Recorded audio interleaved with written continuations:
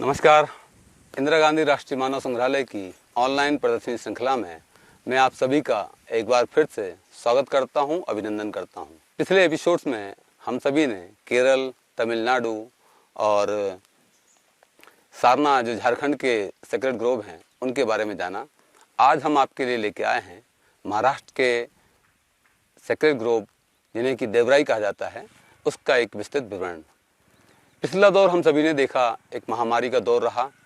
आज के समय अब वैक्सीन आ गई है, काफ़ी तादाद में लोगों ने वैक्सीन लगवाना शुरू कर दिया है। लेकिन इस दौरान विशेषज्ञों द्वारा बताया गया कि इन महामारियों से बचने के लिए हम सभी को कई प्रकार से अपने देख रेख स्वयं करना चाहिए। जैसे कि हम आयुर्वेद की तरफ जाएं, व्यायाम करें, एक्सरसाइज करें और मॉर्निंग वॉक करें। और मॉर्निंग वॉक के लिए आज के समय में शहर जो है बहुत ज़्यादा अनुकूल नहीं है, लेकिन हमारे पारंपरिक ज्ञान का स्रोत जो कि ग्रामीण एरिया रहे हैं, उन सभी में प्राकृतिक वातावरण इतना सुंदर रहा है। उन्होंने अपने ज्ञान से अपने एरिया को इतना स्वच्छ और पर्यावरण सहित बनाया हुआ है कि वहाँ पर रहने वाले एक शुद्ध हवा और शुद्ध वातावरण प्राप्त करते हैं और स्वस्थ रहते हैं। इसी दृष्टिकोण से महाराष्ट्र के देवराई जो सेक्रेड ग्रोव हैं तैयार किए जाते हैं। इन सभी का एक ही उद्देश्य होता है कि हमारे आसपास का वातावरण हरा भरा रहे, स्वच्छ रहे और हम सब मानव स्वस्थ रहें। इंदिरा गांधी राष्ट्रीय मानव संग्रहालय में अनेक राज्यों के सेक्रेड ग्रोव यहाँ लाकर स्थापित किए गए हैं, जिन्हें समय समय पर उनकी देखरेख की जाती है, उनकी पूजा की जाती है, उनकी अर्चना की जाती है। महाराष्ट्र के देवराई जो हैं उनके बारे में जो वहाँ के लोग हैं, इन देवराई स्थानों को किस तरह संरक्षित रखते हैं, किस तरह इनकी पूजा करते हैं, किस तरह इनको अपने समाज में एक अहम स्थान देते हैं, इस सब का विवरण आगे बागवानी अधिकारी श्री धीर सिंह द्वारा आपके समक्ष प्रस्तुत किया जाएगा। सिंधु, दुर्ग व रत्नागिरी जिले के प्रत्येक गांव में ये पुनीत वन कम से कम एक तो वहाँ आपको देखने को मिलेगा ही। इन महाराष्ट्र के इन पुनीत वनों को हम देवराई कहते हैं।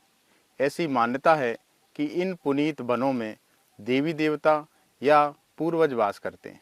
ऐसी मान्यता है कि ये जो पुनीत वन होते हैं, इनकी जो संपत्ति होती है उस पर संपूर्ण अधिकार वन देवता का होता है। अपने व्यक्तिगत उपयोग के लिए यहाँ से लकड़ी, छाल, पत्ती इत्यादि की ले जाने की पूर्णतः मनाही होती है। वन देवता को प्रसन्न करने के लिए या प्राकृतिक विपदाओं से रक्षा करने के लिए यहाँ पर गांव और समुदाय द्वारा अनुष्ठानिक कार्यक्रम का आयोजन किया जाता है। अनुष्ठानिक जो कार्यक्रम होता है उसमें जो पुजारी होता है वो क्या करता है कि जब तक ये पूजा चलती है तब तक उसको मांस, मदिरा आदि का सेवन करने की पूर्णतः मनाही होती है, जब तक ये अनुष्ठानिक कार्यक्रम है वो पूर्ण न हो जाए। पूजा के समय पुजारी के द्वारा लोटे में कुछ चावल के दानों को डाला जाता है। जब वो चावल के दानों को डालते हैं, अगर चावल के दाने ऊपर आ रहे हैं तो ऐसा माना जाता है कि हमारी जो मनोकामना थी वो हमारे देवता ने, हमारे जो इष्ट देव हैं उन्होंने सुन ली है और उसको वो पूरा करेंगे। अगर चावल नीचे बैठ जाते हैं तो ऐसा मानते हैं कि हमारी जो मनोकामना है वो अभी हमारे देवता ने पूर्ण नहीं की है, इसलिए पुजारी दोबारा उन चावलों को उस लोटे में डालता है जब तक वो ऊपर ना आने लगें। चावल के दानों में पुजारी के साथ अन्य जो लोग होते हैं उनको भी दिया जाता है।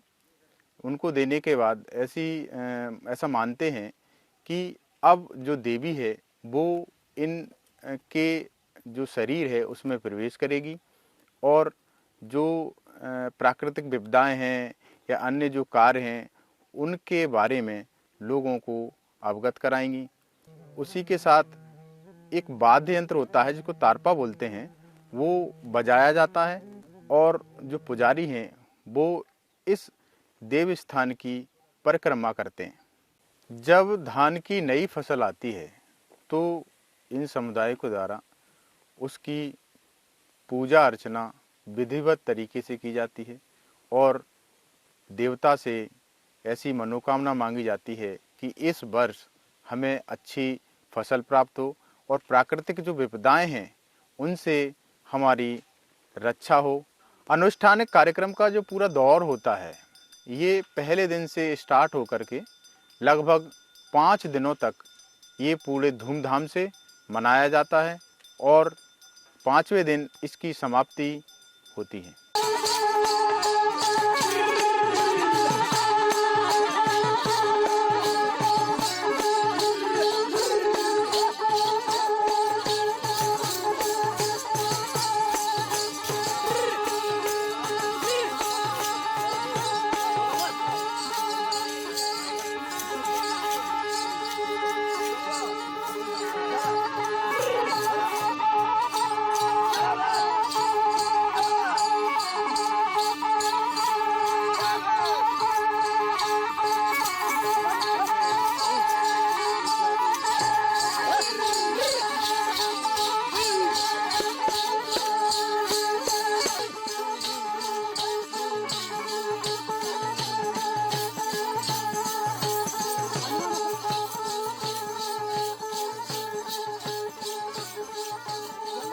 देवराई एक ऐसा स्थान होता है जहाँ पर अगर कोई उत्सव मनाया जाना है, गांव के पारंपरिक फैसले लिए जाने हैं, तो लोग इन वनों में आकर एकत्रित होते हैं और यहाँ जो भी फैसले होते हैं उनको पूर्ण रूप से गांव वालों को, उन समुदायों को मानना रहता है। देवराई में लिए गए जो फैसले होते हैं उनसे कोई मुकर नहीं सकता। देवराइयों में देखा गया है कि जो लुप्त प्राय औषधि पौधे हैं वो यहाँ पर संरक्षित हैं, क्योंकि यहाँ पर बाहरी लोगों का न ज़्यादा आना जाना रहता है, ना यहाँ से कोई भी चीज़ों को हम बाहर ले जा सकते हैं। इसलिए यहाँ पर बहुत सारे औषधि पौधे हैं वो पूर्णतः संरक्षित हैं। इन देवराइयों से मानव संग्रहालय में ये जो मुक्ताकाश प्रदर्शनी है इसमें पौधों को लाकर लगाया गया है, जिनमें है नीम, आंवला, इमली, बहेड़ा, अमलतास, सिरिस, अर्जुन, गूलर, जामुन, बरगद, बेल, रीठा, पलास इत्यादि पौधे लगाए गए हैं। वनों का कुछ भाग गांव में अंत्येष्टि के लिए संरक्षित करके रखा जाता है और उस समय इन्हीं से लकड़ी का उपयोग किया जाता है। ये जो वन होते हैं, इन जो देवराइयाँ हैं, इनमें पानी के बहुत बड़े सोर्सेस होते हैं। जब पानी की कमी होती है तो इन्हीं देवराइयों से पानी की कमी को दूर किया जाता है। आज आपने देवराई या देवराथी, जो महाराष्ट्र में इन पुनीत वनों को कहा जाता है, उसके बारे में आपने विस्तृत रूप से जाना। हम यही आशा करते हैं कि आपके जो क्षेत्र हैं वहाँ पर ऐसे देवराइयाँ, ऐसे पवित्र वन काफ़ी तादाद में मौजूद हैं। हमें उनके बारे में जानने की बहुत ज़रूरत है।